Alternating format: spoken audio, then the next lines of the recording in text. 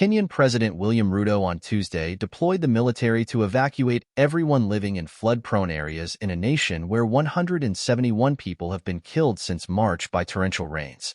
Seasonal rains, amplified by the El Niño weather pattern, have devastated the East African nation, with floodwaters engulfing villages and threatening to unleash even more damage in the weeks to come.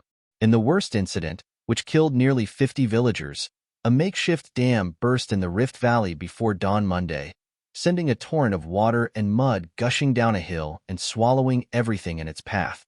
The tragedy in Kamachiri village, Nakuru County, was the deadliest episode in the country since the start of the March-May rainy season. Ruto, who visited the victims of the Kamachiri deluge after chairing a cabinet meeting in Nairobi, said his government had drawn up a map of neighborhoods at risk of flooding. The military has been mobilized. The National Youth Service has been mobilized. All security agencies have been mobilized to assist citizens in such areas to evacuate to avoid any dangers of loss of lives, he said.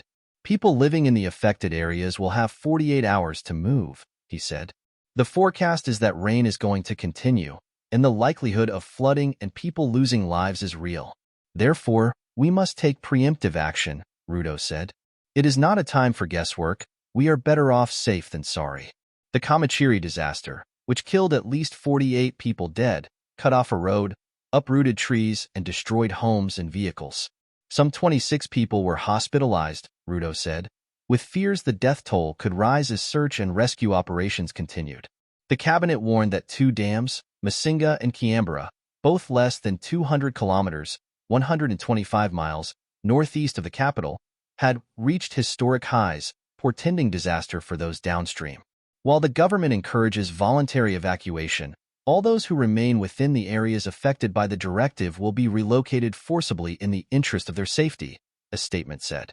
Monday's tragedy came 6 years after a dam accident at Solai, also in Nakuru County, killed 48 people, sending millions of liters of muddy water raging through homes and destroying power lines. The May 2018 disaster involving a private reservoir on a coffee estate also followed weeks of torrential rains that sparked deadly floods and mudslides.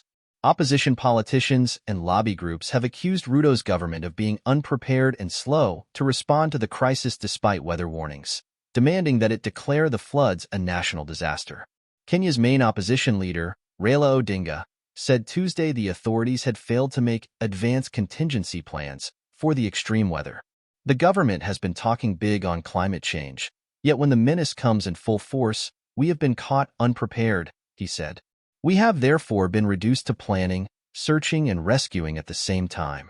Environment Minister Soipan Tuya told a press briefing in Nairobi that the government was stepping up efforts to be better prepared for such events.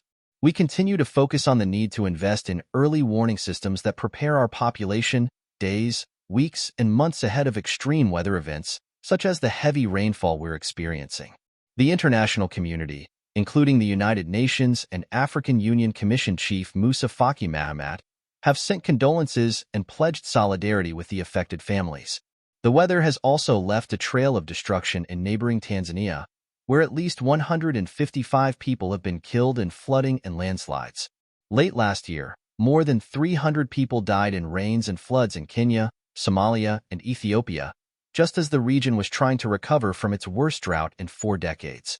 El Niño is a naturally occurring climate pattern typically associated with increased heat worldwide, leading to drought in some parts of the world and heavy rains elsewhere.